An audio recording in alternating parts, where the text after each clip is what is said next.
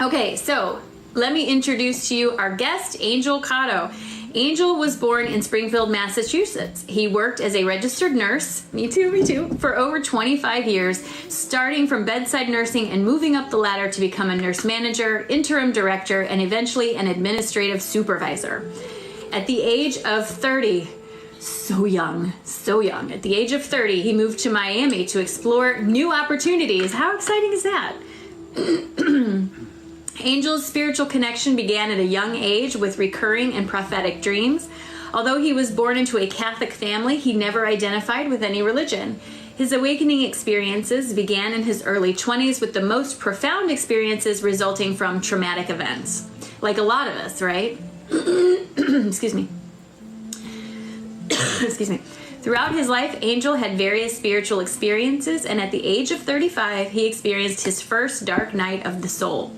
His second dark night occurred in 2021 when he was 41, following a year of complete discontent and withdrawal from his work as a nurse. I feel ya. What made his experiences in 2020 and 2021 significant was that for the first time, he applied intention to learning and self-discovery, which opened him up to an entirely new world of experiences. He learned to embrace his gifts and utilize them for the greater good. Now, Angel is an energy reader, energy healer, and spiritual mentor who is passionate about guiding others on their journey to spiritual enlightenment and healing. He believes that his purpose in life is to harness the energies of the universe to help others. To fulfill this purpose, Angel is in the process of establishing a transformative healing center in Ecuador, where he plans to integrate the beauty of nature with spiritual growth. Angel finds solace and inspiration in nature and water as they reflect his deep connection to the elements. He is committed to being a guiding light for those seeking emotional and spiritual well-being. Together, he aims to embark on a journey towards more... Let me finish that sentence. Together, he aims to embark on a journey toward a more balanced and enlightened life together with you. So I am so excited. I'm going to invite Angel to come on the screen as soon as I find him. There he is.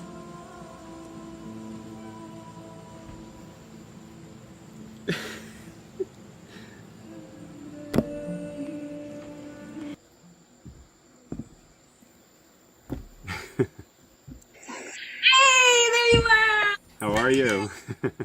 That was quite the introduction. Thank you. Thanks. It looks lovely out in Ecuador. How is it out there today? It's a little rainy today, but it's good. It was hot yesterday, so. Is it? Yeah.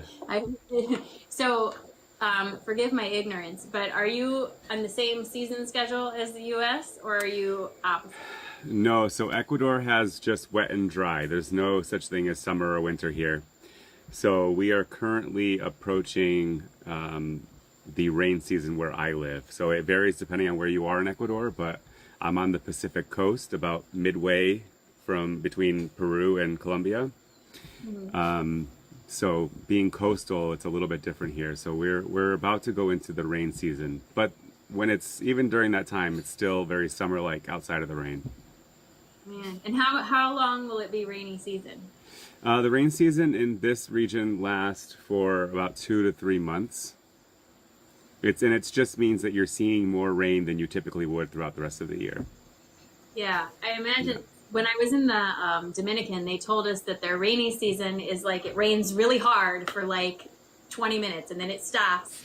And then it rains really hard for 20 minutes and then it stops, and kind of off and on through the day. So is it like that there? Or this is your first rainy season, right? This will be my first full-time rain season here. I did spend about 6 weeks here last year during the rain season, but I was a little bit farther south rather. So that was, their climate there on the coast is like it's almost 6 months and 6 months where it's just gray and gloomy. And then the other 6 months, it's sunny and magical. So I'm in a space, though, that's a little bit more moderate. The rain is consistent for only a couple of months, and then it's more almost desert-like at times. But you're close to the ocean, right? Three yes, miles? My area is called Rio Canoa, and it's I live in a microclimate.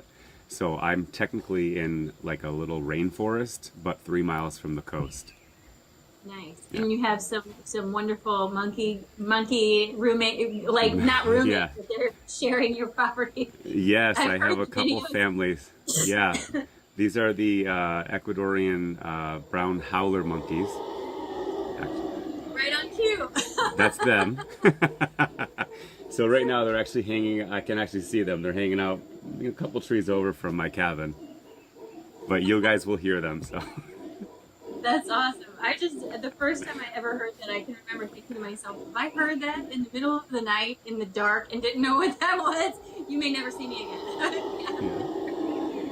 Yeah, they were right on cue for you.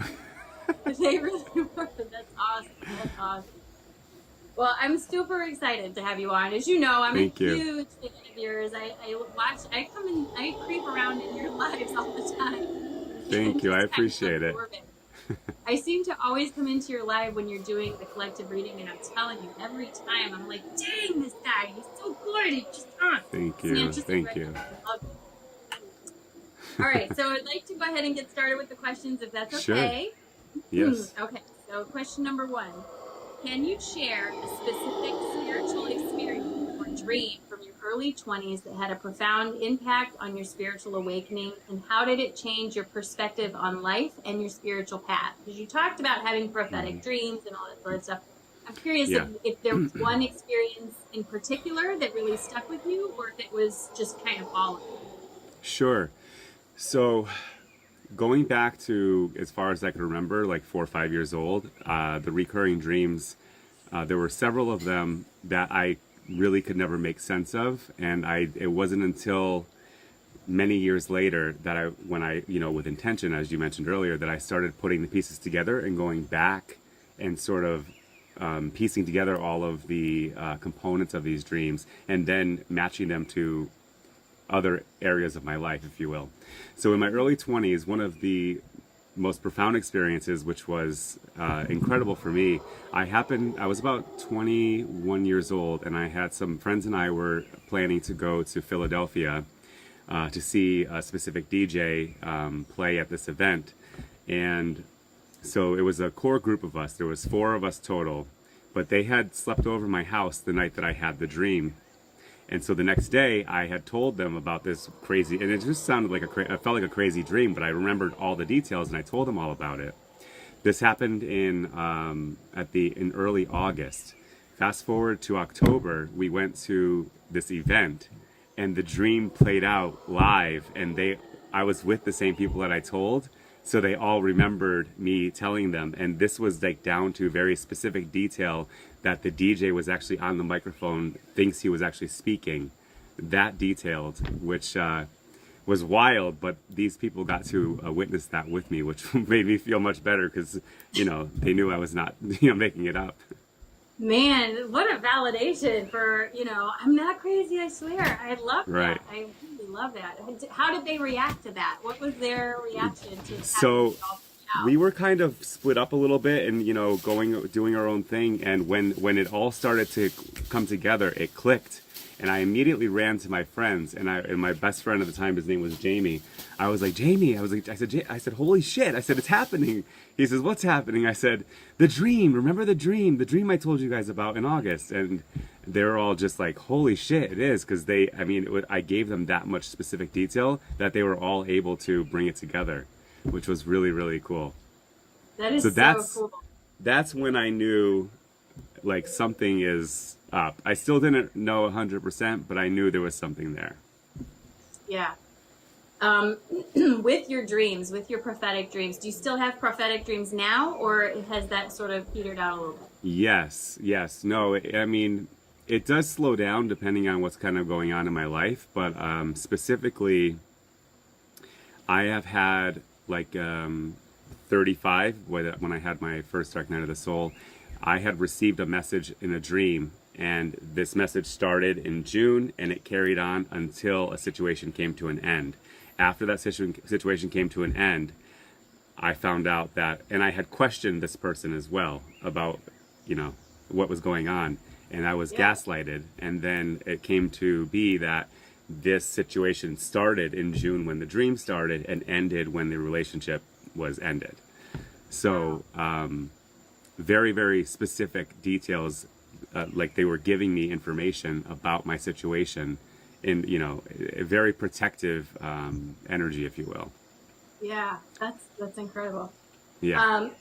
Okay, excuse me. Question number 2.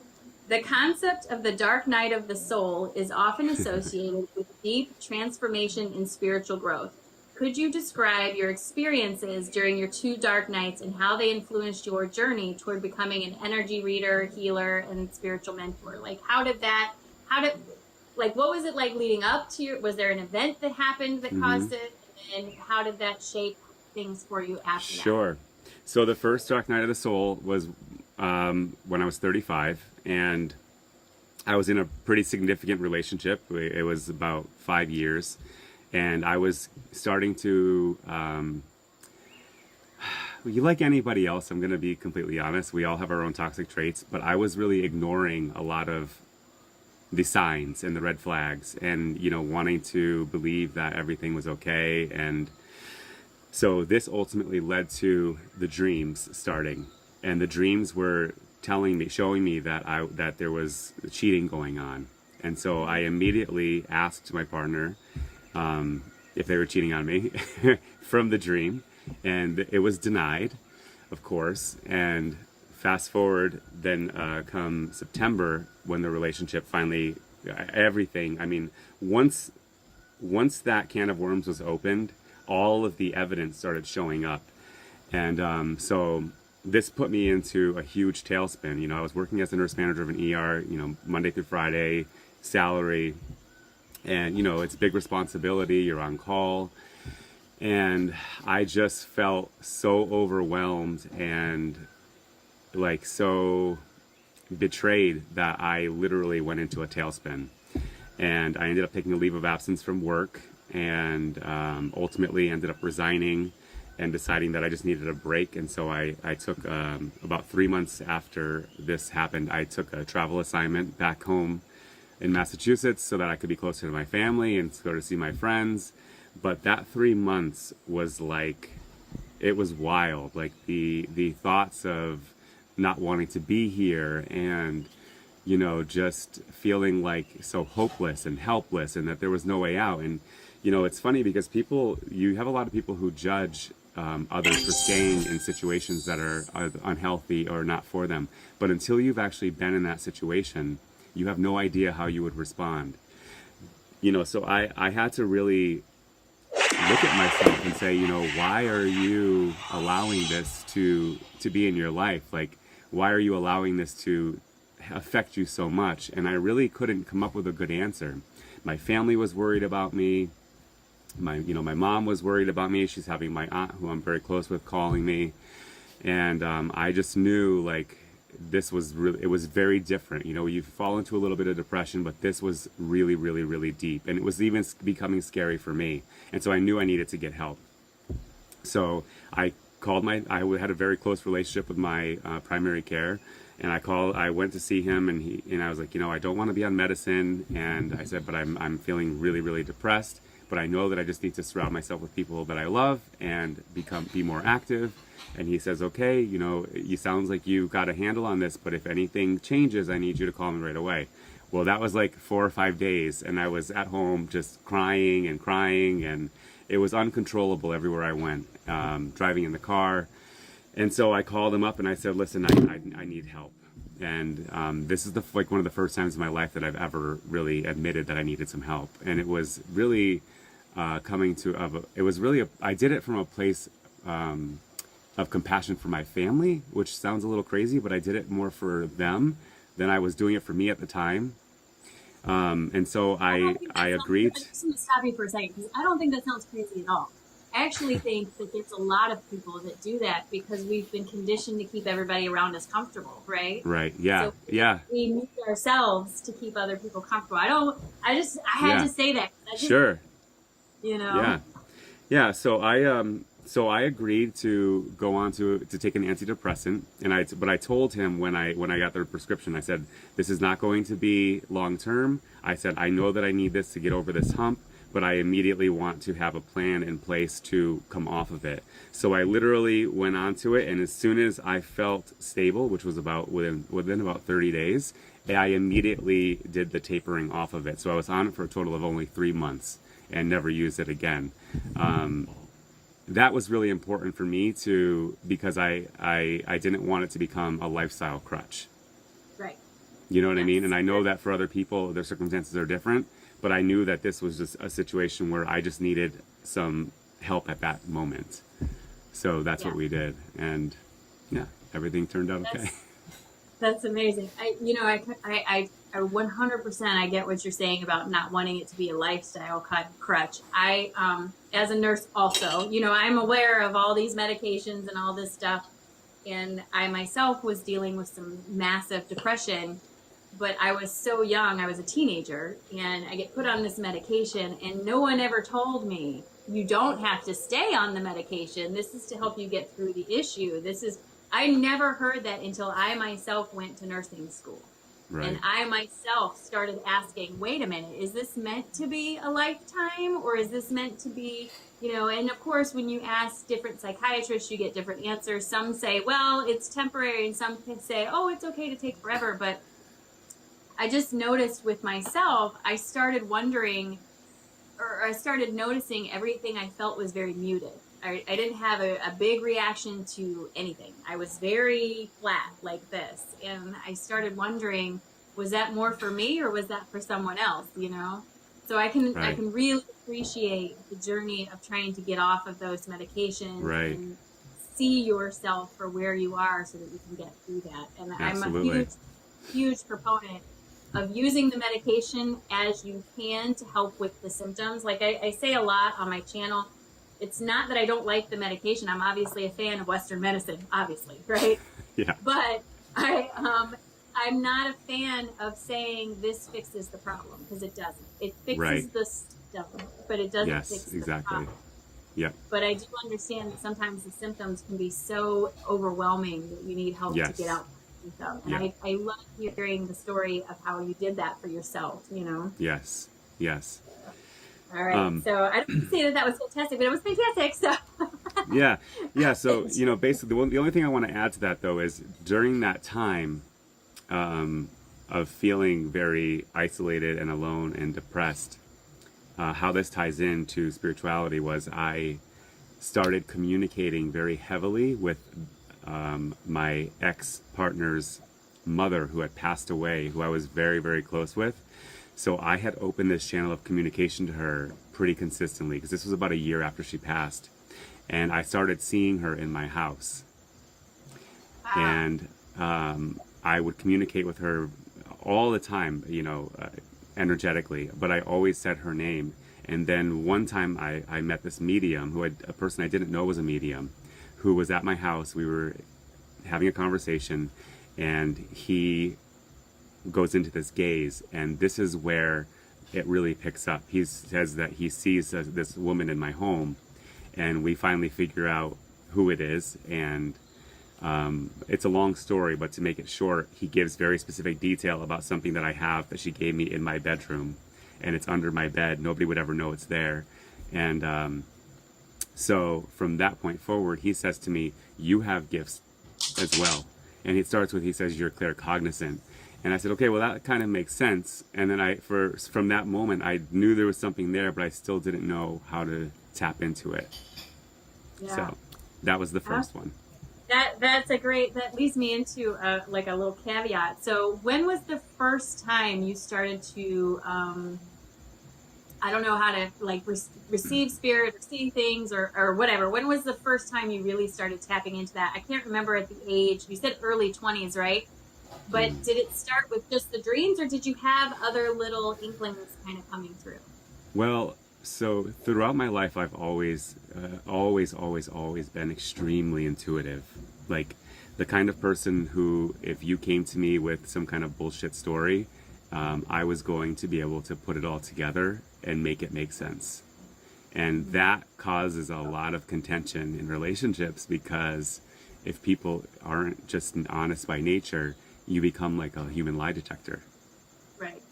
Right. And so that creates, I mean, it's a gift, but it was a little bit of a curse, because I was constantly in a situation where I was aware of circumstances that were being, taking place behind my back, always, which, you think would say, oh, you can make a choice to walk away easy or quicker, but it made it a little bit harder, because I was like, why is anything ever going to be, why can't anyone just be honest? Why can't, so I was left in that state of like, what's next? Like, well, why am I ever going to find somebody that's going to be that energetic match for me?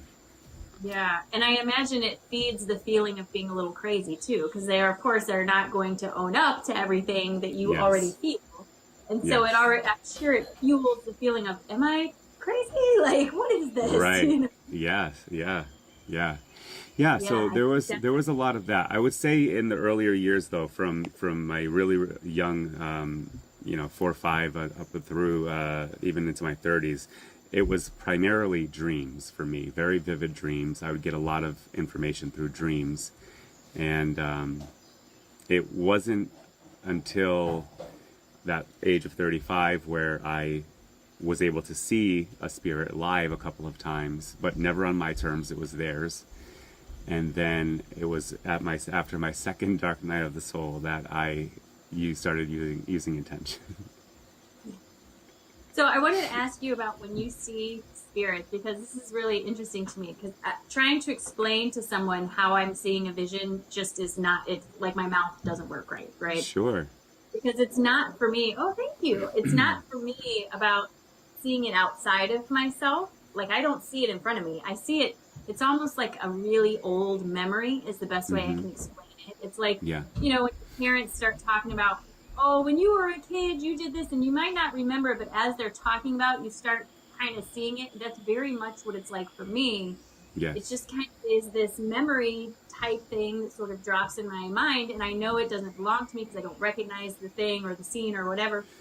I'm curious, how do your visions work for you? How is it when you see something? Is it outside of you, inside of you? So there have specifically been two different spirits. One was the woman I talked about, and the other was my cousin right after she passed away in 2021. Both of them I was able to see outside of myself, and their image was almost in like white smoke. Like, it sounds very cliche, but it's exactly how they showed up. But their facial features, everything was extremely identifiable. But it was kind of in a haze, Yeah. But outside of that, when I have connected, like sometimes when I'm doing readings, because I don't do mediumship with intention per se, but sometimes during readings I'll feel a feminine or a grandmother energy coming in, and in that circumstance I will have almost like flashes in my head. Okay. So it's more like I'll get like this little flash of, let's say a classic looking grandmother with I can tell that she's got like brown curly hair that's set or something like that. But that's kind of how they come through. I'll get little images in my head. So it's not as clear and as I would like it to be. But for me, I have to lean more into the sentient piece of it, the feelings and the emotions. Yeah, I think I'm the same way. I also don't like read cards with the intention of pulling in any guides or spirits, but sometimes they just sort of show up. Right. And it's interesting because I can feel them. Usually I feel them and then I get a feeling of where they are. I actually see steps, right? Like earth plane step, and then mother, grandparent, great grandparent, cousins are off on the side. It's very bizarre. Interesting. And I'll get the feeling of this feels like a grandmother, feels feminine, but I never see faces ever. They're always covered to me. Interesting. It's almost like looking at the back of something for me. So I'm always curious of what it's like for other people. So thank you so much for telling me about that. Yeah, sure, of course. Okay. So I'm on number 3, I think, right? Yeah. I think so, yeah. Okay. Your move to Miami at the age of 30 marked a significant change in your life. How did this relocation impact your spiritual journey, and did it lead to any new spiritual insights or experiences that played a pivotal role in your transformation? Absolutely. Um, so how this came about, I was wanting to do travel nursing, but while I was in college, well, let me back up a second. In high school, I became a teen parent. My senior year of high school, my son was born. And thankfully, it was February of my senior year. And then in college, I got custody of my son. So when I graduated from college, I went back a little bit later. I was 26 when I graduated. I started at 22. But I already had a baby, and so because I had custody of him, my family always stayed very close. They all, stayed in the hometown that we grew up in. Nobody ever moved, and I was really feeling drawn or pulled from that. I knew that, I love my family more than anything, but I knew that I wanted to experience more, and but I was terrified. I had so much fear around failure, and the issue with my son was at about the time that I was starting to want to break away and to try to explore. I went to court. I was granted permission to go to California to leave the state with my son, and last minute I chickened out and I went to Boston, which was only about an hour and a half from where I grew up in Massachusetts. But I said, this will let me go here and just see how I can handle not having somewhere that I can just drop my son off, or have somebody that can pick him up for me if I need to, because I didn't have any. I would go there with not knowing anybody, and I wouldn't know anyone. I would have nobody to help me. So this was a concern, and so I did the 1 year in Boston, and within that first 6 months of being there, it was like, I was like, I did it, and I did it fine. And so this is where I started realizing that the fear, it wasn't real, it was an illusion, and I felt really pressed to follow wherever I was kind of being drawn to. And so that became Florida, because it was the East Coast. It still had nice weather, and my family would still be able to come see me easily, not as crazy as going to California. So that's what we did. I went to my 30th birthday. I flew down for a job interview. I was hired on the spot. I drove in one direction for the interview. I drove in the other direction for an apartment because I don't know where I am. And I ended up moving there and living an hour away. I passed 8 hospitals to get to mine. So, some learning opportunities there. But yeah, I did it, and I did it well. And I did it with very minimal support there. And so this is where I ended up buying a house within my first, about a year after I moved to Florida. I bought my first house, and I was just doing well. It was very stable, and but I was creating this success outside of what I was expected, or what people maybe anticipated from me, because I had moments where I've run into old friends of the family, and they're like, one woman, a comment that stuck with me is, she's like, "Oh, you're still alive," but she saw me in the hospital, and I thought, well, what does that mean? Like, I wasn't a terrible kid or anything like that. So that kind of threw me off, and I was like, is this what people really think of me? And I thought like, wow. And so it hurt me, but it also empowered me, because I was like, you know what? I'm going to, and this is when I decided to go back to college, and this is when I put myself in nursing school. But it was comments like that I'm like, so people don't expect much from me for really not much of a reason, but just because they expect you to become a product of your environment. And I knew that I was more than that. So. Wow. I think fear is a big thing for a lot of people. I mean, Yes. myself included, right? There's so many, like, I have such a pull of not being where I am, right? I'm in Illinois. I do not belong here. I've been here forever, almost 20 years now, and it just feels wrong, and it gets more and more wrong. But I have an idea of where I want to go and all that, but the fear of actually going is really keeping me here. And I am actively working on it, but the idea of quitting my very stable, very good day job to do all of this full time is also a huge fear. Yes. Um, so I'm leading into the next question. Sure. The establishment of a transformative healing center in Ecuador is, first of all, remarkable. Could Yes. you tell us more about your vision for the center, how it reflects on your spiritual beliefs, your connection to the elements and nature? And I'm personally really curious on how you just did it. Like, how in the world you Sure. just drop everything and go? Because I mean, I'm Sure. like, I want to do that.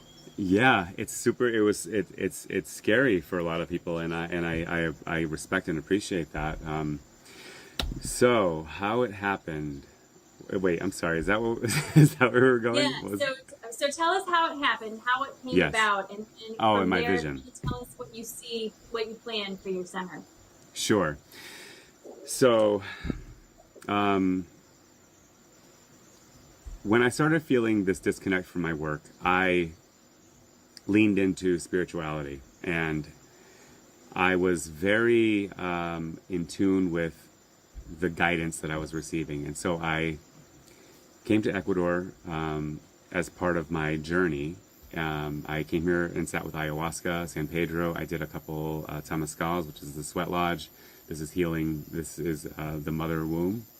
And but when I landed in Ecuador, the energy, like there was just my literally coming off the plane, I felt this immense peace, and I felt like I belonged. I felt very much like I could breathe, and I didn't really know what that meant at the time.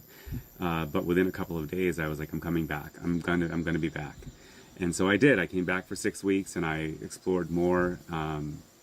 And literally within 6 months from coming here, I had sold my house and came back that fast. So did things sort of arrange themselves so you could do that? Like, Yeah. do you feel like it was divinely guided so that you could Oh, sort of yes. do that? Yes. So to be specific, I was looking for an ayahuasca retreat in Costa Rica. This is where I was going to go. I felt very called to Costa Rica. In my research for an ayahuasca center, I came across this independent article, and this woman had shared her experiences of ayahuasca in Ecuador, which I would never have even thought of. And as soon as I read this this piece about this one place, I was like, that's where I'm going. I just knew immediately. And so I came here, and I tried to go back home and refocus my attention to Costa Rica because, there's a lot, I would have a lot deeper connections, I suppose, with others there. There's more opportunity, I feel like, there. But I couldn't shake Ecuador. As much as I tried, I couldn't shake it. And I was at home one night, and I just, like, literally my whole body in bed, I was trying to go to sleep, my whole body started shaking, and I started having all of these visions popping, going like wild through my head, and it was all of my experiences in Ecuador playing back like a movie. Like they were just one thing after the next, the people, the locations, everything. And so I got up to go to the bathroom, and I was sitting for a minute, and I just started thinking about what I was experiencing, and I kept smiling. And I would have another thought, and I would smile, and it was very automatic. And so I dubbed this the smile test. And so the next day, I wrote to one of my friends, and I said, listen, I said, I found this really simple way to test whether something was for me. And I said, there's no way that something can make you smile that much if it isn't for you. Right? And so I dubbed that the smile test. And every time I spoke about it, I would light up. I could feel my energy shift. And so I said, I have to refocus back. And so that's what I did. I had flown my aunt to visit me in April before I came the first time, and I was already leaning towards wanting to create something, but I wasn't sure what it would be, and I didn't know how I was going to come up with the funding. And then my pride and joy, my home, which I had for 11 years and I loved, I said, it just hit me, and I said to myself, wait a minute, equity is not mine. It's a gift. And I knew that I had bought at a good time, so I had equity. And so I was like, that's my ticket. That's how I can get out. That's how I can change my life and follow my dream. I would have to sacrifice my home, but it would give me the money that I need to go to a foreign country and be able to establish myself. And immediately, my aunt was like, we spent a lot of time together there, and this was very sentimental for my whole family. But I sold my house and I sold everything I owned. I came to Ecuador with 4 suitcases. By yourself? By myself. Yeah. And then I brought my cat a couple months later. What? You live there by yourself? I live here alone, yes. Yeah. Except for now you have a puppy, right? I have my cat from the United States. She's here with me. And then a month ago, I went to buy my drinking water and came home with a puppy. Man, it's very inspirational to hear you talk about it, because it is truly showing how things can line up, even if you have to make those sacrifices. Yes. They're intentional and leading towards something better. Yeah. That's something that I think a lot of people kind of, when they're first awakening and stuff, they kind of think it's magic. It's not magic. Mm-hmm. It's inspired action that you take yes. to follow Yes. the cues. Right? Nothing's going to just drop in front of you. You have to take 100%. Yes. I absolutely love that. And I'm going to totally steal the smile test thing. I'm telling you now, I'm going to take it, because that was amazing. Yeah, I call it the smile test. That's exactly, when I talk about moving out to California, Arizona area, that's exactly what happens to me. I start thinking about, wow, I could have a healing center and I could have this and that. And it just, I feel it all over my face. So I know it's 100%. 100%. Yeah. That's fantastic. So tell us what you have planned for your retreat there in So the most honest answer to that is I didn't come here with a great business plan, and that surprises a lot of people. But my crown is tingling like mad right now. But I knew that I wanted to make a difference. I wanted to make a difference in my own life, and I wanted to make a difference in the lives of others. And you can be on your spiritual path, and you can commit to your spirituality and your healing without needing to take care of others. But it's in my nature. I've only worked in healthcare. I've only been a caretaker my whole life, and I never felt like I didn't want to be that anymore. I just felt like I was not connecting with people the way that I wanted to in my work. And so this gave me a new opportunity to connect in a more meaningful way for me. And so I came here with no specific intention but to create a healing space. I didn't know exactly where it was going to be. I didn't know exactly what it was going to look like. And when people would ask me, I would always tell them, I want the place to unfold as organically as possible. Meaning whatever it's meant to be, because I was guided here to begin with. So this was kind of already written in the stars for me, right? And so I didn't want to become so attached to an outcome that I would be left disappointed if it didn't work out that way. So I came here with a very open mind, with just the intention of finding a piece of land that I could create a sacred space for healing and allow it to be developed as organically as possible. And as far as, working with other people, I knew this was not going to be something that I would do completely alone. But I also wanted that to be very raw and organic as well. Because I feel like if I'm picking and choosing all of the parts before it gets here, we all know, like, this is how things fall apart. So this for me was a really gentle way of just getting here, getting comfortable in the environment, settling in, not having deadlines, not having timelines, not having investors, this sort of stuff. It's just come here and figure it out. Allow it to happen 100%. So I bought the land. I had to get a visa first. I didn't even have a visa when I came here. So I got the visa, and then a month later I bought 27 acres of land, really, really beautiful land. And there was a cabin on the property, but there was no running water, which that's a whole nother story for another time. But I ran into many challenges once I arrived here. There was no running water. None of the appliances worked. There was just nothing. And so it took me 3.5 months to even get somebody to drill my well. So I lived here for 3.5 months with no running water, bathing out of a bucket. So coming, going Connecting with from, the land. Connecting with the yeah, land. That's what very you're doing. primitive, very primitive, but going from, my 3 bedroom, 2 bath house with the pool in the yard and all these beautiful lights and, South Florida to living in a cabin in the woods with no running water was really challenging. And I had to find a way to hold my faith, which I think is another important message here. It's like, you know, even no matter how much you may feel like things aren't happening or things aren't shifting or time is an illusion. We know this, or we should know this now, that it is an illusion, and it's not my timing, it's divine timing.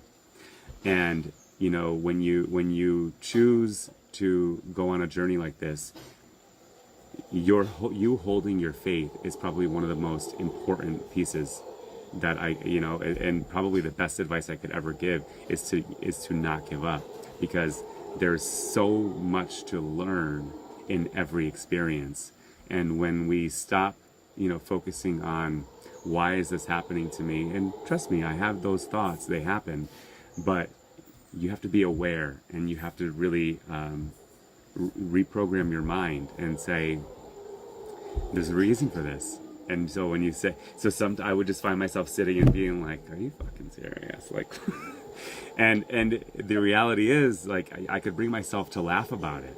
Like, I'm like, I'm bathing out of a fucking bucket. Like, what is going on right now? But you laugh at yourself. And, humility is one of the first lessons of enlightenment, is humility. You have to have humility. And, yeah, so what's funny, I want to just mention quick, is I came here, one whole suitcase was full of like my hygienic stuff. And like once I arrived here, most of the stuff I brought were things I didn't need. Like I was like, like my wardrobe was like, none of it was suiting for the weather here. And yeah, it was wild. But yeah, I have a little bit of a better idea now. I'm definitely leaning towards it's going to be small, several cabins. I want to build community here. I want to also create an area for international backpackers who might be interested in like camping in a community type setting. So I think it would be cool to have an international a place that kind of caters to that environment, or creates a safe place for them to come and sort of hang out for a while. Amazing. Lots of options. Yeah, what you're saying really goes along with two big spiritual tenets that I talk about a lot, right?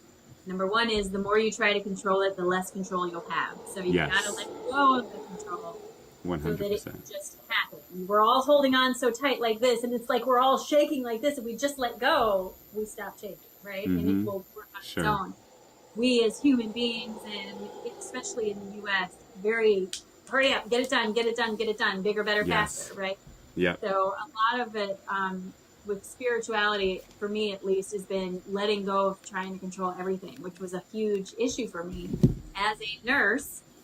Yeah. It's a lot about time. What time did you give the meds? Did you chart? Did you do this? Did you do this? Yes. It's very, very regimented. And teaching at a university, very, very regimented. So my life is very controlled. So for me, any time I give up even a little bit of control, it's a huge test for me, because I've spent my entire life in very controlled. Correct. So I'm slowly working my way through the letting go of the control. And then the other thing, someone once told me, I don't remember who, but someone once told me that the larger the manifestation you want, the greater the shadow it casts. And you have to go through the whole shadow to get to it, because it's not just about small things. It's your problems too. Your feeling of lack, your feeling of not being able to do it on your own, your fears, all these things are part of that shadow. It's not just about the logistics, about everything inside of you that you have to go through also. Correct. It goes along with the idea of don't give up your faith as you're going through this shadow, because that's easy, right? It's easy to give up, no, I'm not going to do it. But then later you're always going to look back and wonder, what if I had stuck with it? What if I had believed in myself? What if I had done this? Yes. I love that you are just following. I mean, I cannot. I'm like packing like I cannot wait to get there. Yeah. I cannot wait to get there. Yeah. All right. So question number 5: You mentioned embracing your gifts and utilizing them for the greater good. Can you share an Hmm. example of how you've used your abilities as an energy leader and healer to make a positive impact on someone else's life, and how it reaffirmed your sense of purpose in guiding others on their spiritual path? Like, aside from going to Ecuador and establishing this, which is Yeah, a huge thing, yeah.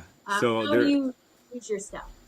sure. So I've been giving guidance to a lot of people in various backgrounds, but can I share a specific story without giving a name? Yeah, I I think want to it say would. real quick though, my Sure. daughter just came in the room. Remember I asked you the other night about her going to PA school? There she is, Oh Roz the boss, yes. dropping in here. Hello, hello. Nice to meet you. Yeah. I've been talking about you and your retreat forever to her, so she's all That's familiar. amazing. That's awesome. Thank you. I think one of the most significant people I've worked with, stories that I can share is, and it helped that I had a medical background as well. So there was a young lady who came to me for a reading, and I'm sure you've experienced this too, where you have somebody and the energy just kind of holds with you a little bit more than others do. So there was Yeah. something very intriguing about her. But the long and short of it is, she was diagnosed with bipolar, but her mother had bipolar disorder. And during our reading, after our reading, we would converse a little bit and ask questions. And so I asked her one day. I started getting messages for her about her bipolar disorder, and I was being told like she's not bipolar, and there was every indication was that she was not bipolar, that she had been misdiagnosed. And so I started asking her questions. I reached out to her and I said, I'm receiving messages for you. And we were friendly at this point. So I started asking more, digging a little bit deeper, and asked her, like, what are you taking for medication? She says, I don't take anything. And I said, when was your last manic episode? She's like, I've never had one. And I'm like, you've never had one? She's like, I smoke weed. I was like, so wait a minute, you were diagnosed bipolar, but you've never had a manic episode. I said, how did they come to this conclusion? And she's like, well, this is what they said, and my mother also had it. And I said, Paige, oh, I'm sorry, shit. I said, I don't believe that you're bipolar, but this is ultimately something that you have to work through yourself. And so I started working with her, and I said to her, I want to try to help you to create a life where you're not defined by bipolar. So that's how we started. And I said, so if you could just let that go, who were you at the core and who were you before that? And so we worked through all of that. And then she ended up going for a second opinion about a year later. And she had somebody else validate that she was misdiagnosed. And the transformation, because it's been 2 years now. And the person she was when we first met to who she is now is like night and day. She's confident. She's cut people out of her life. She's completely transformed every aspect of her life. And it started with one person really just believing in her and helping her see that there was another way. And it's moments like that, when they come back and they say thank you, or you don't even realize the impact that you have on somebody when you give a reading. And when they come back and they share how much their life has evolved or whatever, for me, there's no greater sense of satisfaction and gratification. It's beautiful. Yeah. It really is. Yeah, I'd have to agree with you. There are many times that I'll do a reading for someone and I find myself, because I'm getting stone face, Yeah. people don't realize that I'm watching them to see if they're reacting, and if they're looking at me like this, I automatically assume that I'm not getting it right, and I start to panic and all this stuff. Yes. So, I have had plenty of readings where I end one just the other day, as a matter of fact. I ended the reading and I even told my partner, Heather, I said, I don't know about that. I hope we got what we needed. I just, 2 days later, I got a very long, detailed, thank you so much. I know it didn't look like it resonated, but everything you said hit. It just took time for me to process what you were saying, because Yes. it did make sense, but I didn't want to admit a lot of it, and those moments are where I'm like, okay, so I wasn't just like Right. reaching at straws, but it's very helpful when someone gives me a little bit of feedback and says, yes, Yes. this happened. I Yes. have a question. This is an opinion question I'm curious about because Sure. I know several people who've been in the medical field who have moved into the spiritual world. And it feels very much like all of the people I've talked to, and you included with this story, I tend to pick up too on medical things sometimes. Not like I could see it and diagnose it, but I'll Right. pick up the feeling. Like I'll be like, I have this weird feeling in my side, like over here. Did you have an issue with your gallbladder or something? And Mm-hmm. almost always they're like, yeah, I have this or I have that. So I'm curious, have you noticed that? Like, I wonder if it's something with what we did before leading into this kind of. So I had a tendency to stay away from medical stuff, like with intention. I just really, I don't know why, I just really didn't feel like I wanted to kind of go there. But more recently, as a matter of fact, it's funny you're asking me this now, but just a couple days ago, I never talk about health stuff in my readings, and the this one person I had just put, got the cards out, and I immediately start hearing health problems, health problems, health problems. And so I said to her, I said, I've never mentioned anything like this, but I'm going to put myself out there, and I could be completely wrong. But I keep hearing health problems. Are you dealing with some sort of ongoing medical issue? And she says, yes. After COVID, I was diagnosed with Guillain-Barré. And so, Ooh. yeah, after the COVID vaccination, she says. Oh, So I think we can do a good job of filtering things if we, if in our conscious mind we don't want to participate with that. So yeah. I think you're absolutely right. It's there for the taking for sure if you're open to it. Yeah, Yeah. I do know that I used to. So I didn't start reading cards until maybe 6 months ago. I was very resistant to it. I was very like anti-card reading. I don't do that. That's not me. I'm not doing Right. that. I'm doing energy work. And I'm telling you, the way this came about in my life, I kept having decks of cards just show up in my life. Like this deck was one of them. Somebody came into the center that I own and she was like, I'm done with all these cards. Do you want them? And I was like, sure. So I get a whole bag of oracle cards and I'm looking at it and my partner looks at me and she goes, I feel like this is a sign. And I was like, That's it's a funny. whole bag of cards. Right. So I started doing it. And when I first started reading cards, especially, I did really hold back. If I saw something in the cards or intuited something about a relationship, especially if it was negative or like, hey, Yeah. maybe this isn't where you need to be or something, I would hold back. And I noticed the more I held back, the less accurate my readings got. I started to Correct. go down like this because Yep. I was doubting myself. Yep.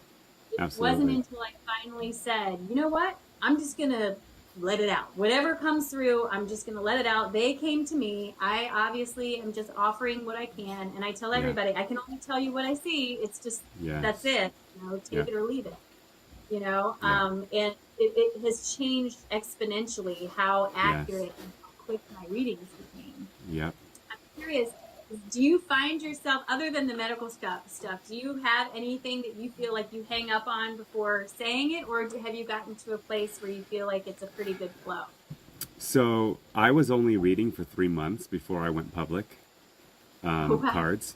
And I had people immediately asking me to book readings with me, private, and I said no. As a matter of fact, and this was on TikTok, I was very honest. I said I literally only owned this deck for like at the time it was like 2 months, 3 months, tops.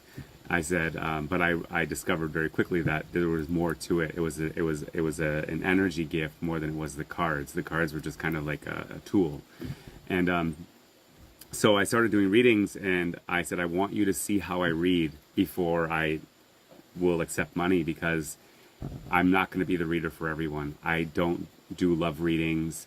I don't. I don't believe that there's value in paying for a reading about another person. You know, you're gonna get them, and I believe that I can say whatever I want about your third party or your boyfriend or your girlfriend, and we have a 50-50 shot at everything, right? So to me, Right.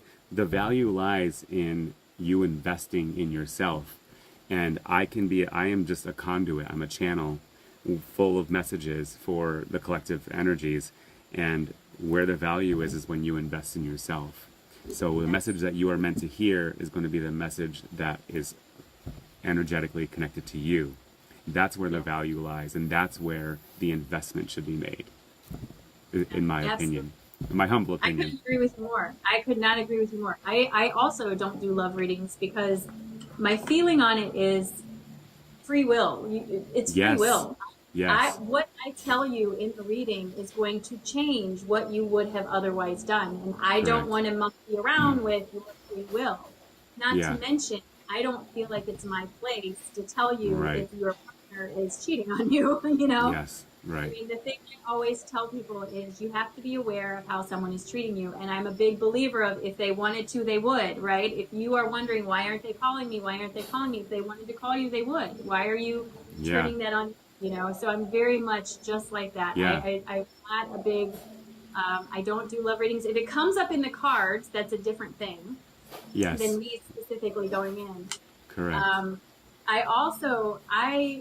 I find with myself, the more I know about someone, the more I doubt my readings. So I don't want to know anything about Right. anybody Yeah. ever. I'm like, don't tell me anything. Just let me get into it because I Right. feel like if I know, oh, she loves the color purple, then it taints my reading to like sort of go in that direction. So Correct.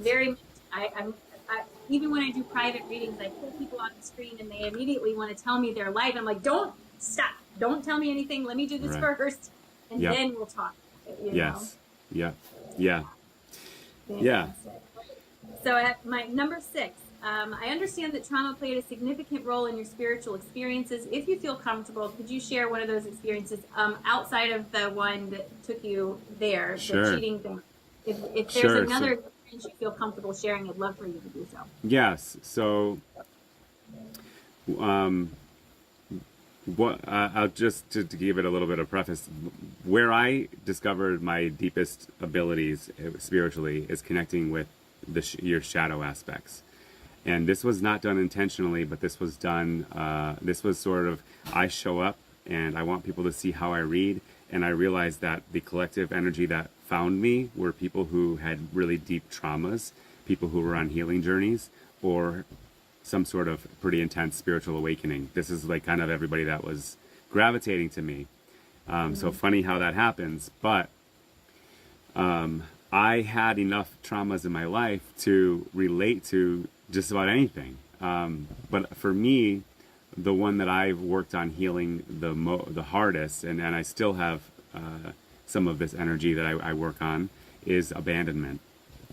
And where my abandonment wound came from was I was born to a teen parent, and my grandparents, my grandmother, my maternal grandmother, and my step-grandfather decided that they were going to raise me as their own child. So I was named a junior after my step-grandfather and raised in the same household as my biological mother, but as her as a sibling. So 2 weeks before my 5th birthday, my father died, and then that was August of 1984. And then in April of 1985, my mother died. And that was extremely traumatizing for me. And it wasn't until about, 3 to 6 months later that I found out that they weren't my parents. It was after they died. It was a neighbor felt inclined to show me the obituary and pointed out that my name wasn't listed as one of the children. And so I went home crying to my mom's sister, to my aunt. Her and I were very close. We're only 11 years apart. So I went home crying, saying that they were saying that that my grandmother wasn't my mother, that Ma wasn't my mom, and that in itself was like more traumatizing than even losing them. Hearing that part of it, and they said that no, it's not true. She's your mother. And fast forward a few months, my aunt Cindy ended up having a conversation with her sister and said, you really need to tell him the truth. And so at the end of the school year, my sister Linda picked me up from school and told me that she was actually my biological mother. And at first I felt really happy to have a mother again, but the truth is like we didn't get along. I got along with my sister Cindy, but my relationship with Linda was just not there. It was not a healthy relationship. So then I was forced essentially to go live with her, and my stepfather was extremely abusive, physically, emotionally. She had already had two other kids at this time, so my nephews became my brothers, and there was this whole dynamic of like not feeling like I belonged there because they called her mom and I called her Linda, and it made the household extremely uncomfortable. And this would carry into my early adolescence. And finally, I got so tired of the abuse that I told my mother that she was either going to leave my stepfather or I was going to leave the house and all of her kids were going to be leaving too. And so I kind of gave her that ultimatum when I was 14 years. I was 14. I told her she was going to leave him or she was going to lose me and all of her other kids. And I didn't feel like I didn't feel like at the time like she would care if she lost me. That's why I said, if you're not going to be just me that goes, your other kids are all going to go too. And so she left him. And that was sort of the change, and we had a very broken relationship. And then in my 20s, after college, we had kind of mended things. And then I had this delusional perception of what my relationship was with my mother. And it wasn't until this second dark night of the soul in 21 that I realized that where I was completely vulnerable with myself, and I realized that my relationship with my mother was far from healed.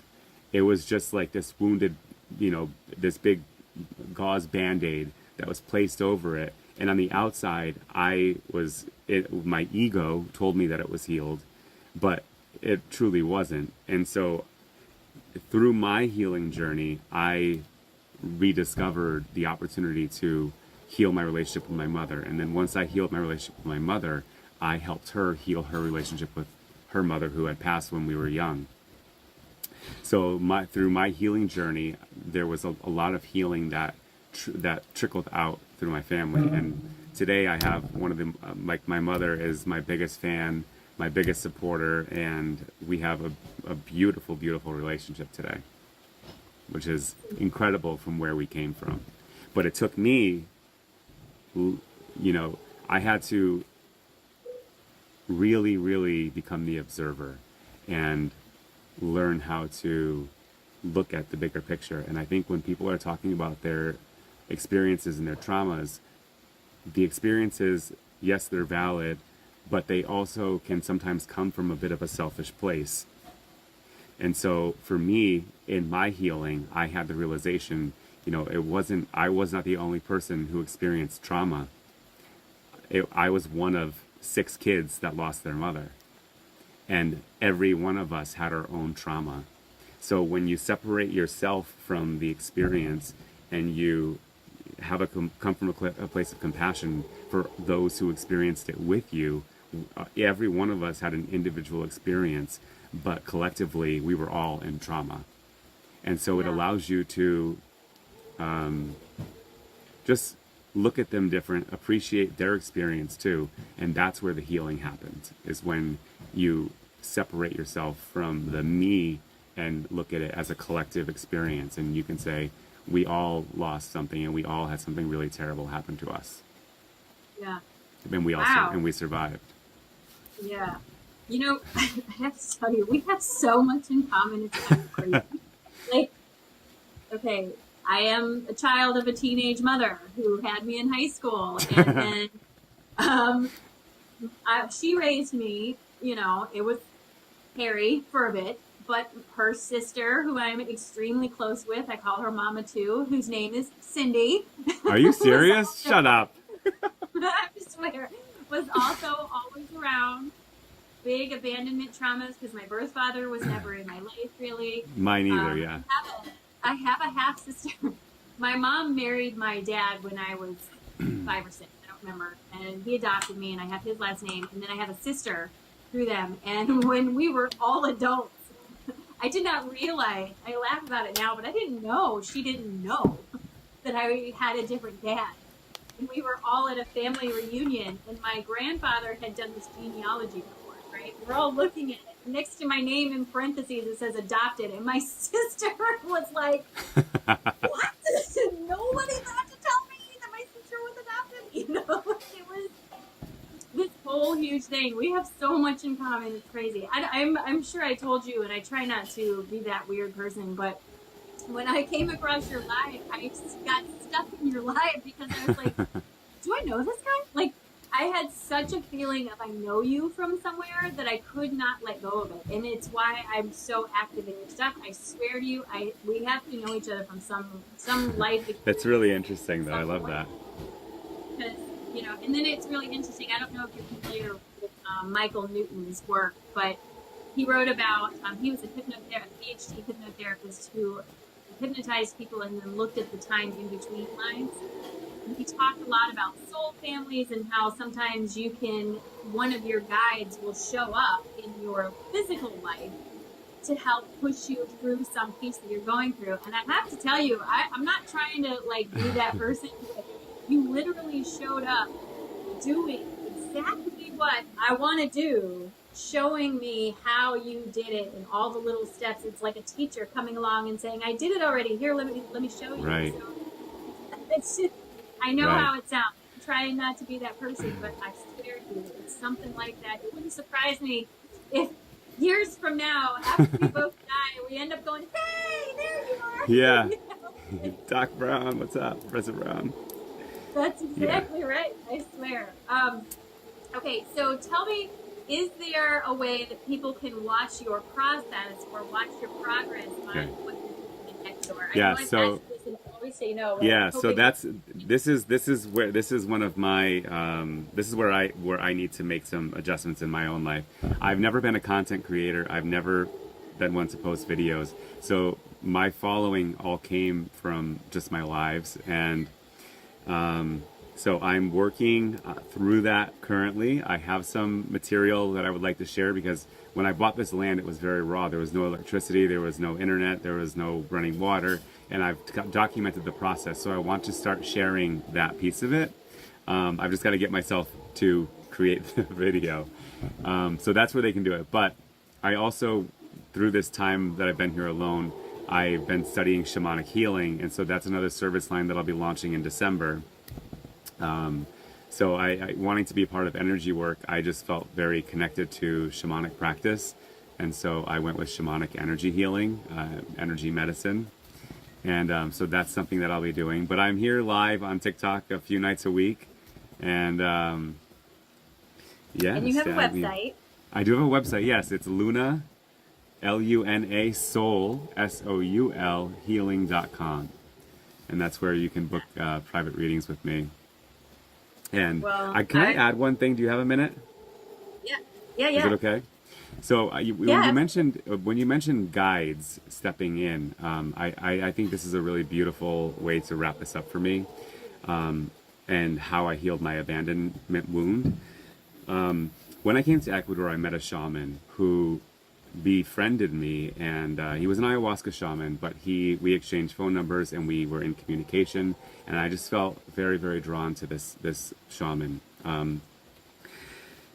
He had sent me a story about these native or indigenous people, and basically their rite of passage to the adolescent years, for I guess about 14 they did this, but the fathers would basically take their son, into the forest, and the child would be left blindfolded in the forest by themselves all night. This is like in the Amazon, in the jungle, and they would have to survive the entire night without removing the blindfold, and not until daylight could they remove the blindfold and then walk out of the forest. Well, the boy is extremely scared, terrified, and not moving at all, and the next morning when he removes the blindfold, the father was sitting next to him. He had never left. So, my crown is going crazy right now, but how this is significant for me, Just the whole full body. yeah, I have the goosebumps too, but how this is significant for me is when I started reading live on TikTok, I had a lot of mediums that were showing up in my room, and there was I have a team of spirits that are with me, but there was one in particular that had come through repeatedly and is acting as a primary guide for me right now. And that was my father, who passed away when I was, I'm going to cry. But that's my father, who passed away when I was 4. And the information that was given to me through multiple mediums, and it's information that nobody could have ever known. And I'm talking the most detail. This mediumship went on for an hour.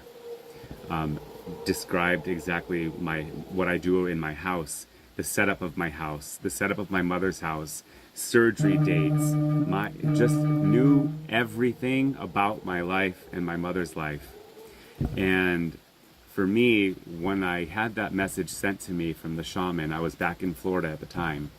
I had the most profound experience that night, and this huge meltdown, like crying on my bedroom floor, just thanking him and realizing, like, all of these years I had felt abandoned, and the entire time he had been walking beside me and guiding me, and I felt so privileged for that. So yeah, so I'm totally supported in this realm, and I'm super protected and guided. And yeah, just knowing that the man that I thought left my life at such a young age never left. He stepped in and took a very important role in guiding my life. So very fortunate for that. It reminds me of the footprints poem. Yeah, right? yeah. It reminds me of that. What a great thing. I appreciate very much that you shared that, because I know, this world is weird, and the feelings of getting over something like that, to know that he's been there with you, has been amazing. Yes.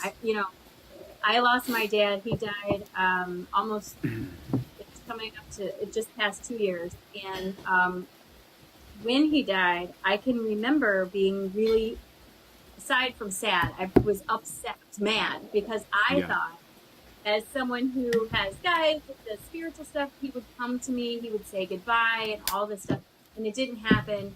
And I was so upset about that. Like, I felt betrayed and hurt that he didn't do that. And it wasn't until months later, 6 months later probably, I was sitting in meditation one night, and I was in a completely dark room, because I was still learning to meditate. And I was in a totally dark, like, sensory deprivation room. And I noticed this little red light just started floating around. And I was like, what is that? And I would watch it, and it'd go away, and then it'd come up here, and then go away, and come up here. And I focused in on it. And when I focused in on it, the overwhelming image I got of my dad was unbelievable. It was him when he was his youngest, his healthiest. He looked amazing. Like, I'm breaking out bumps now.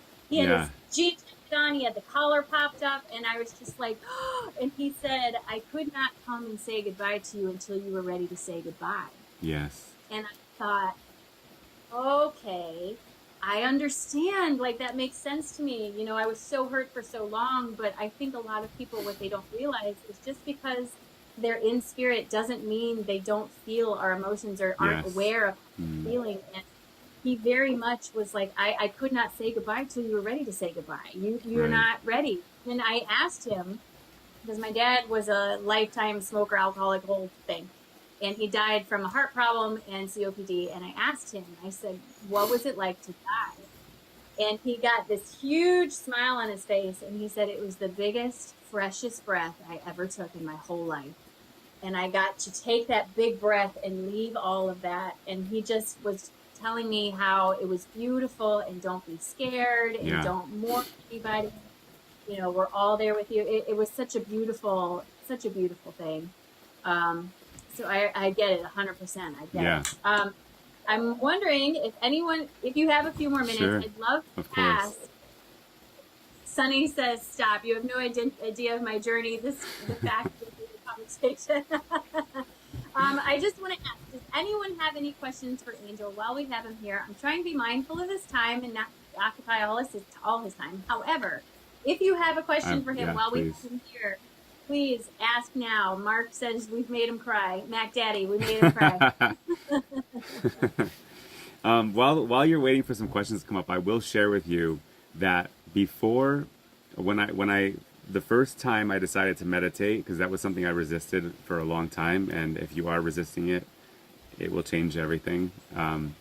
But the first meditation that I ever did was meet your spirit guide, and I saw my father in my vision, in my meditation. And it was 3 months later that he came through mediumship, representing himself as a guide for me. Wow. So I had seen it first, but thought I might be a little hoo-hoo. Yeah, right? Believe me. I get it. The other night, this is just a little funny story, real quick. The other night, my husband and I were watching a TV show, and it was one of those anthology series, and it has all these characters, and each episode a new character dies, right? So at the beginning of the episode, I started, like, I would see the character and instantly know what happened 5 minutes into the show, and I'd lean over and go, they die because they get smashed, or Yeah. they die. And like 3 episodes in, I leaned over, he goes, I need you to not be psychic right now because I want to watch the show. And I was like, Yes. sorry, I didn't realize that's what it was. You know? Right. Sometimes you just receive, it's with this sort of ability, this intuitive stuff, I don't always receive stuff that's helpful, like Right. sometimes out to dinner and I'll pick up that someone's mad about something way over there, like Yeah. with the TV show, I'll get Yes. ideas about what's happening. Like some of Yeah. this doesn't happen, Yeah. It's not all helpful.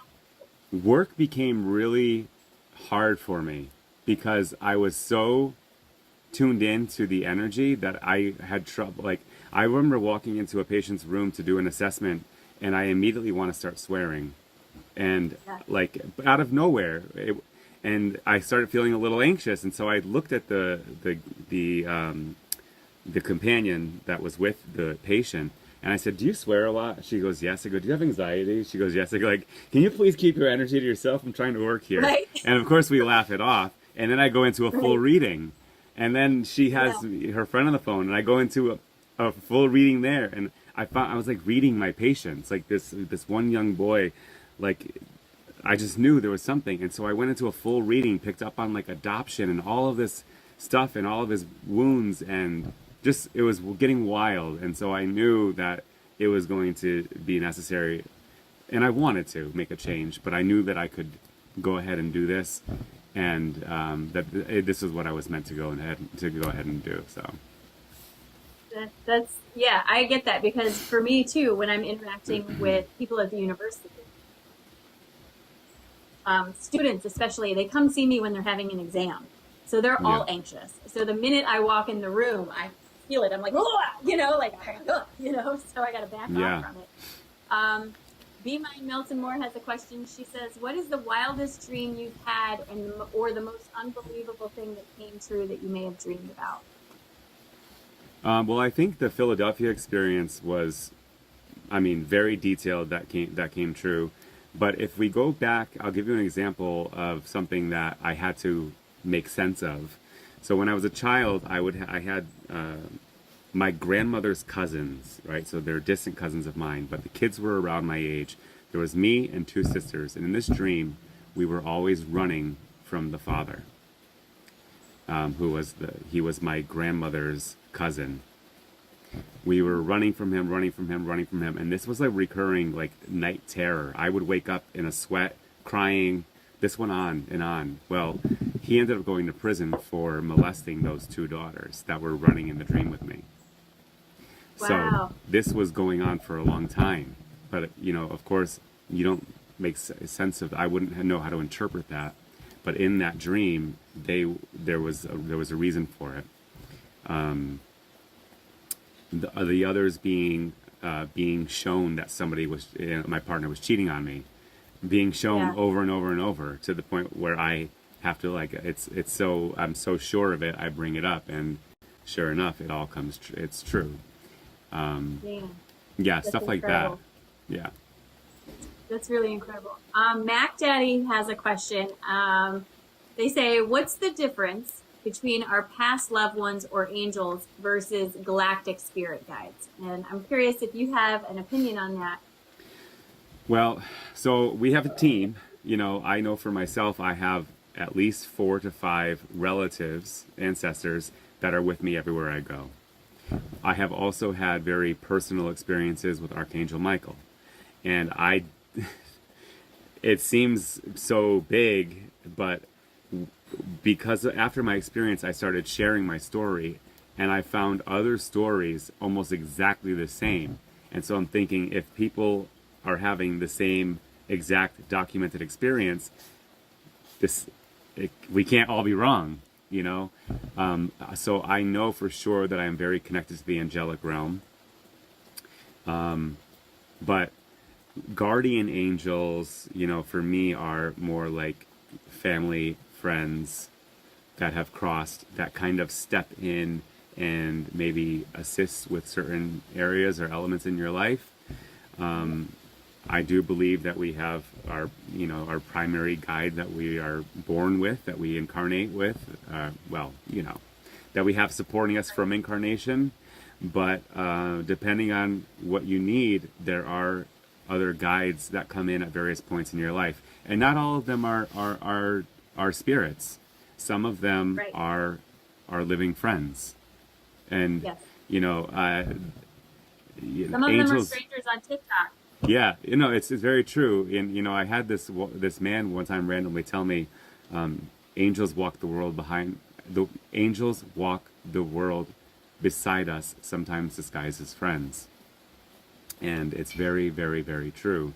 And I'm tingling again. That's my confirmation. But you never know why someone's coming into your life. And it may not make sense today, but in 10 years it could. But there are profound lessons in the experiences and the people that come into our life. Yeah. But, Danielle says, I used to be so connected to her angels. So Danielle's been going through some serious health problems and all kinds of stuff. And I know that she feels disconnected. I saw her. She says, having this medical issue happen to me made me lose my belief in love and God. I was so spiritually in tune and believe I was loved and protected. And then I got so hurt. She doesn't hear anything anymore from her guides or loved ones. And I mean, I don't know what you have to say, but what I feel about that is when you don't believe that they're there for you, they can't be there for you. 100%. You have to, and if you hold the belief that you aren't loved or that you are unworthy of love or any of those things, it is absolutely a huge roadblock in the way. At least for me and it's yeah. Yeah. You gotta, you know, that's the whole thing about not losing your faith, right? It's understanding that everything is always working out for you, even when it doesn't feel like it. Not everything's going to be amazing. Not everything is going to be fantastic. You have to go through some tower moments to move forward in your life, because truly the only way to grow is to be uncomfortable. Because if you're comfortable, you're never going to change. Why would you? You have no motivation to change. And stretching those boundaries and becoming uncomfortable is how we grow. Yeah. Yeah. So she says she's lost her ability to feel emotions. I've talked to Danielle. I've told you before that I do feel like if you're seeing a psychiatrist at this point, the psychiatrist may be your best bet, because you got to be careful with that. You don't want to get sucked down that hole too far. You know? Yeah. One thing I would add to that too, though, is if you are operating from a place of suffering or from a place of trauma, then your ability to see and feel outside of your physical world is 100% blocked. You can't have both ways. It's you know, we have to remove the negativity. We have to remove the negative energies that we are holding on to in order to create space for the energies of the upper world. But it's certainly a lot of times. Yeah. That is a very conscious choice. It's definitely correlated. Yes, 100%. Sunny has a question. She says, listening to your spirits, when did you reach that point when you decided, okay, I'm not crazy? Well, I never believed I was crazy. I did go through a period, which I did not mention, maybe in my late 30s, like 38, 37, maybe like 36 or 37. I started hearing a lot, and I've always gotten a lot of messages through music. I'm very clairaudient, but Me too. this was like the best way to describe it is it sounded like I was in a stadium or like on a radio show, and it's almost like if you could imagine your a primary spirit guide and then a spirit guide in training. I would hear a dialogue between the two, and the elder would be explaining everything that I was doing to the younger voice. Wow. And I could hear, like, I would be in my yard doing things, and I would hear a whole dialogue, but they were literally talking about what I was doing, and the elder voice was explaining to the younger one everything that I was doing. Oh, he's doing this, he's doing that, and I'm like, and I would just like look up, I would just look up and laugh. I'm like, are you serious right now? Like, and I would have to just kind of try to tune it out and keep going about my business. But this is when I started like shedding things, and I was like, okay, I got to start cleaning up the clutter. But they would be there. The one voice would be describing everything that I was doing, and I would just laugh. That's funny. It was a I little am wild. also clairaudient. I don't hear, what's really interesting with my clairaudience is I don't hear voices, I hear tones. I'll hear a tone and then receive an understanding of what it means instead of a voice. It's bizarre. Yeah. So this person has a question. I'm not going to say their name because I'm going to say it incorrectly. So they want to know, can you share with us the shaman you work with, or how can we too find one to work with? What are you looking for when vetting a shaman to work with to know that everything's, Well, above board? so this shaman he just happened to be working at the retreat that I was volunteering at. Because after I had my own ayahuasca experience, I came back to Ecuador and I volunteered at an ayahuasca center for the experience of getting to work with the guest and that sort of stuff. So he has his own land and operates his own retreats. And I believe his center is called Rainbow Land in Ecuador, Rainbow Land. But again, that's for ayahuasca. So I wouldn't encourage anyone to go sit with ayahuasca if it's not something that you have felt called to do. That's a whole nother, experience that is not just to be taken lightly. It's a very powerful plant medicine. So it would depend on what type of healing you're looking for. There are shamans of plant medicine. There are shamans that just do energy work. There's all different types of shamanic practices. It depends on the healing that you're looking for, and then you choose the modality. Yeah, I would say go with your intuition.